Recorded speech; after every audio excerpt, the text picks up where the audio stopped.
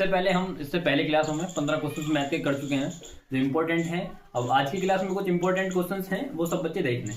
तो पहला क्वेश्चन क्या है? पहला क्वेश्चन है कि 3 वर्ष पूर्व रहमान की आयु वर्षों में का व्युत्क्रम और अब से 5 वर्ष बाद आयु के व्युत्क्रम का योग 1/3 है, तो उसकी वर्तमान आयु बताइए क्या है।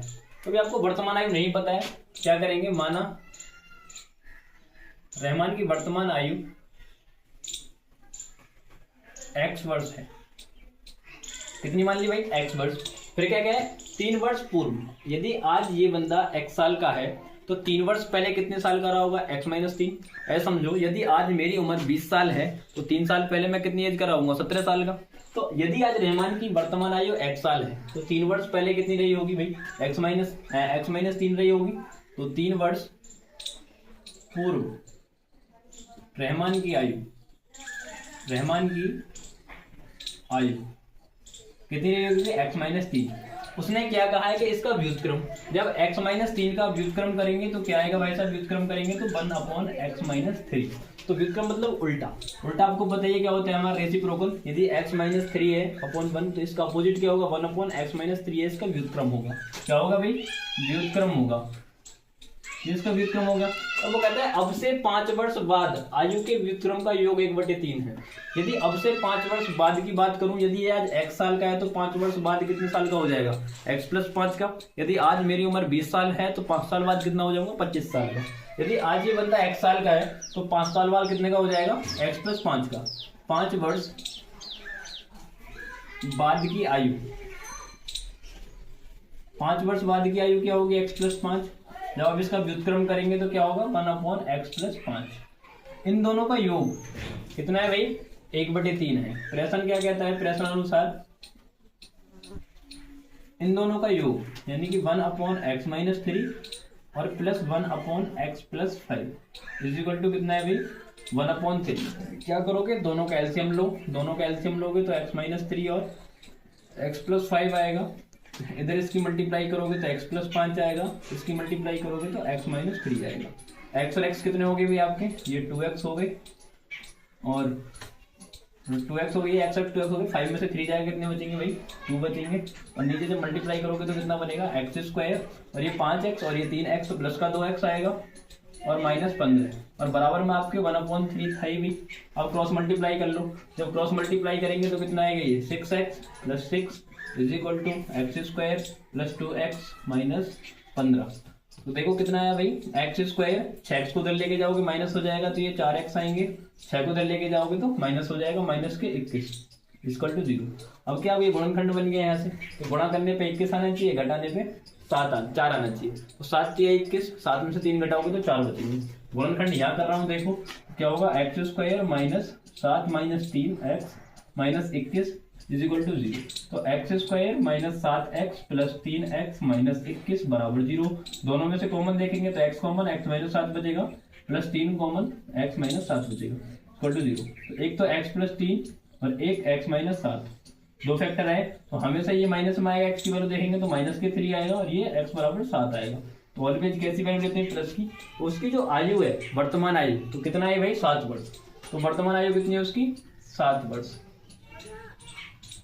क्लियर होगा सभी को? सभी नोट कर लो, आराम से स्क्रीनशॉट ले लो।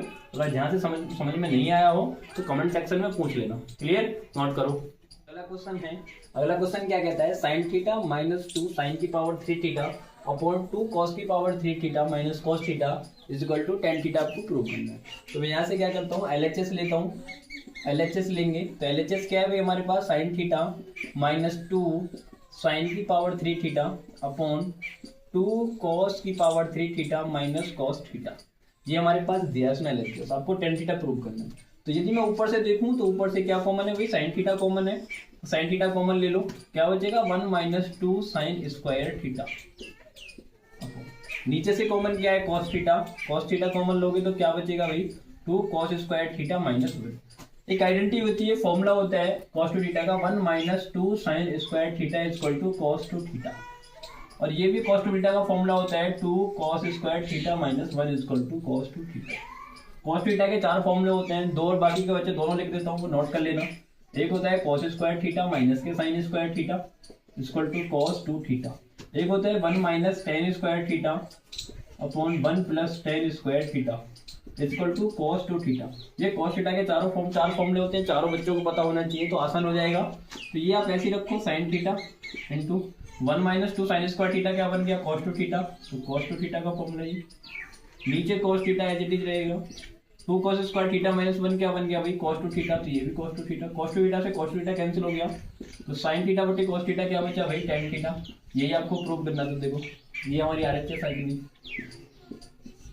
यहाँ तक का क्लियर सभी को, नोट कर लो एक बार। क्वेश्चन नंबर 3 देखेंगे भी। क्वेश्चन नंबर 3 क्या कहता है, एक आयताकार खेत का विकर्ण उसकी छोटी भुजा से 60 मीटर अधिक लंबा है, यदि बड़ी भुजा छोटी भुजा से 30 मीटर अधिक है तो खेत की भुजाएं ज्ञात करो क्या होंगी।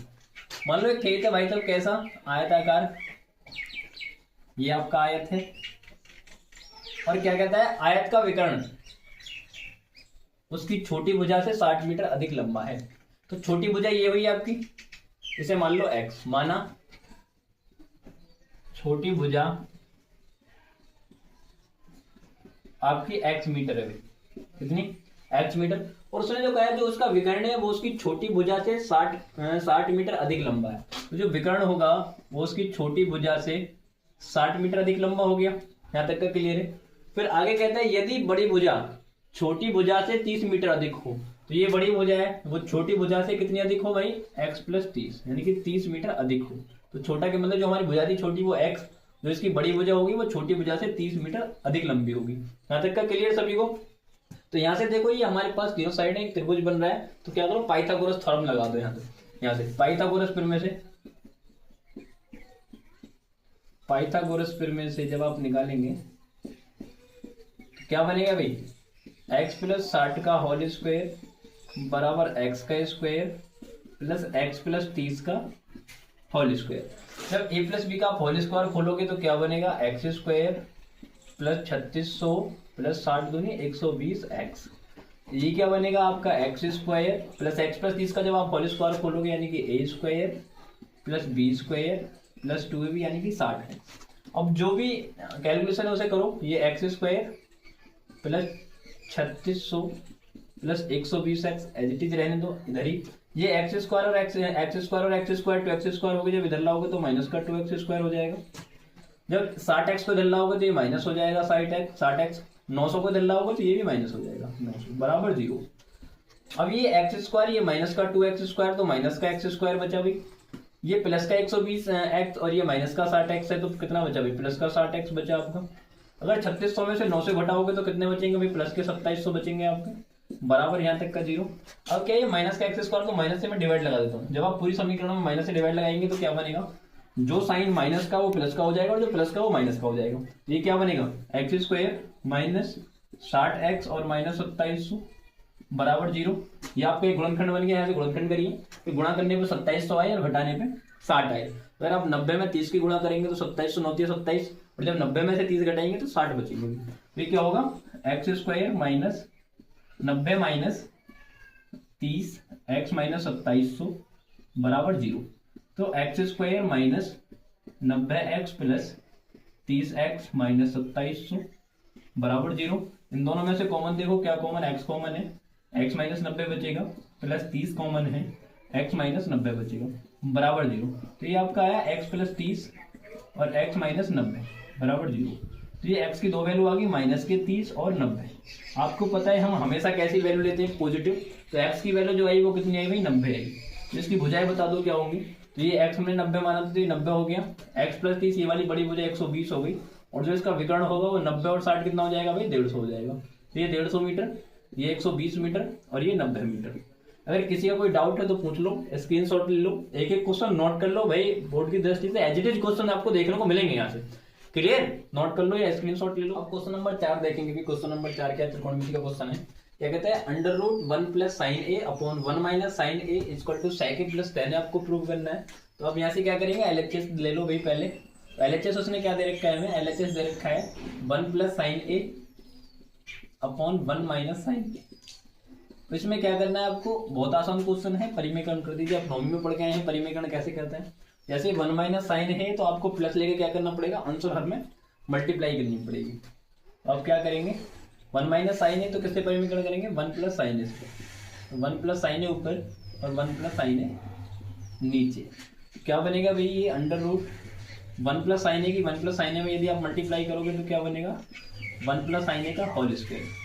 ये क्या दिख रहा है आपको, वन माइनस साइन ए और वन प्लस साइन ए, यानी कि एक प्रॉपर्टी होती है ए माइनस बी और ए प्लस बी। तो ए माइनस बी और ए प्लस बी किसकी प्रॉपर्टी होती है, यानी कि एक ब्रैकेट में ए माइनस बी, दूसरे ब्रैकेट में ए प्लस बी। तो इसका फॉर्मूला होता है ए स्क्वायर माइनस बी स्क्वायर। तो जब एक की एक में मल्टीप्लाई करोगे तो एक आएगा, साइन ए की मल्टीप्लाई साइन ए में करोगे तो साइन स्क्वायर ही आएगा। यहाँ तक किसी कोई डाउट है तो बताओ। ऊपर ही क्या है, ऊपर वन प्लस साइन ए का होल स्क्वायर है और नीचे वन माइनस साइन स्क्वायर है, किसके बराबर होता है भाई, कॉस स्क्वायर ए के। देखो इस पे भी स्क्वायर है, इस पे भी स्क्वायर, तो स्क्वायर से अंडर रूट कैंसिल हो जाएगा। इसे आप क्या लिखेंगे, one plus sine a upon cos A. Cos A से दोनों में डिवाइड कर दीजिए अलग अलग, वन अपॉन कॉस ए। जब एक में डिवाइड करेंगे कॉस ए तो एक बटे कॉस ए आएगा, साइन ए में डिवाइड करेंगे तो sign a upon cos A आएगा। वन अपॉन कॉस ए क्या होता है आपका, सेक ए होता है, plus sine upon cos A क्या होता है, आपका टेन ए होता है। ये आपको दिखाना था, सेक ए प्लस टेन, ये आपका आर एच एस। लिख दो एल एच एस बराबर आर एच एस। यहाँ तक का किसी कोई डाउट है तो पूछ लो, सबके समझ में आ गया होगा। आसान क्वेश्चन है। क्वेश्चन क्या है, क्वेश्चन नंबर 5 है, उसने दिया है एल बराबर 28 है, एस बराबर 144 है और कुल पद 9 है। समांतर श्रेणी का क्वेश्चन है ये, कुल पद 9 है तो ये का मान बताइए क्या होगा। उसने में दिया है एल बराबर 28, एस बराबर 144 और हम जानते हैं फॉर्मूला क्या होता है अभी, फॉर्मूला होता है एस बराबर एन बटे 2 ए प्लस एल। करना कुछ नहीं, वैल्यू रख दो बस। एस इक्वल टू उसने में दे रखा है 144 और पद कितने भैया, यानी कि एन बराबर दे रखा है पदों की संख्या 9, तो 9 बटे 2 आपका हो जाएगा। ए की वैल्यू उसने पूछी है, एल की वैल्यू उसने में दे रखी है 28। आप काट लो 9 से, यदि आप इसे काटोगे तो कितनी बार कटेगा, 16 बार। 16 में 144 होता है, तो ये आया 16 बराबर 1 बटे 2 अंडर ब्रैकेट ए प्लस 28। 2 की इसमें गुणा कर लो, 16 दूनी 32 बराबर ये ए प्लस 28। 28 को लिया वो माइनस हो जाएगा बराबर ए। तो ए की वैल्यू कितनी आई, 32 में से 28 घटाओगे तो 4। ए की वैल्यू यहाँ से क्या होगी, 4 होगी। बहुत आसान क्वेश्चन था, पूछा जाता है बोर्ड में बहुत बारी। नोट कर लो सभी, सबके समझ में आ गया होगा, इसमें टफ कुछ नहीं है, बहुत आसान। क्वेश्चन नंबर 6 देखते हैं। क्वेश्चन नंबर 6 क्या कहता है, क्वेश्चन नंबर 6 ने कहा है 0 और 50 के बीच की विषम संख्याओं का योग ज्ञात करें। क्या होगा, यानी कि 0 और 50 के बीच ऐसी कितनी संख्या निकाल लो पहले जो विषम होती है। तो 0 और 50 के बीच में कितनी संख्या, 1 3 5 डैश ऐसे करते हुए कहाँ तक जाएगी भाई, 49 तक।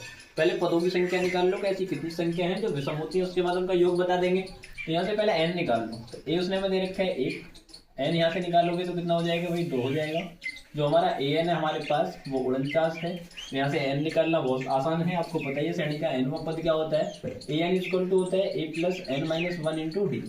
an की वैल्यू कितनी है भाई, 49, a की value 1, n minus 1 into D की वैल्यू 2 है। 49 में से 1 घटाओगे 48 बचेंगे, 2 को डिवाइड में ले आओ तो n माइनस 1, 2 से इसे काटोगे तो कितनी बार कटेगा, 24 बार। 24 में 1 जोड़ दो इधर आगे, n इक्वल टू कितना आ जाएगा आपका 25। तो ऐसी 25 संख्याएं हैं जो विषम होती हैं। अब क्या करना है आपको, 25 यानी कि n बराबर 25 आ गया, तो 25 जो संख्या उनका योग बता दो विषम का।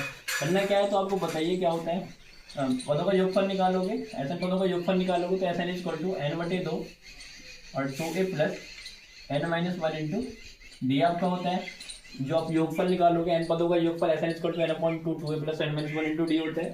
तो ऐसा निकालना है आपको, यानी कि ऐसा यानी कि s 25 निकालना है। 25 पदों के मुझे 25 पद है उनका योग बताइए क्या होगा, 25 संख्या। तो n बराबर आपको 25 रखना है, 25 बटे 2। a आपके पास था 1 प्लस 25 में से 1 घटाओगे 24 आएगा। d की वैल्यू आपके पास 2 है, तो ये 25 बटे 2 मल्टीप्लाई 2 एकम 2 और 24 दूनी 48। 48 और 2 कितना आएगा भाई को 50,